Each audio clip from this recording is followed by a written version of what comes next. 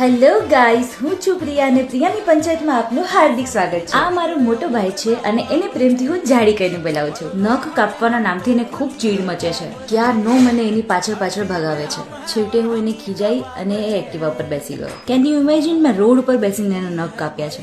એને પ્રિયા બોલતા નથી આવડતું એટલે મને એ ઈયા કહીને બોલાવે છે.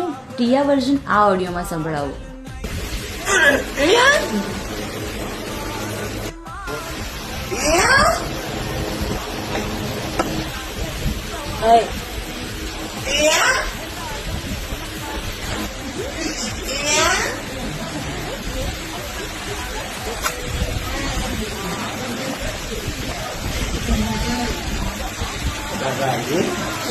આ માતાજી બોલે.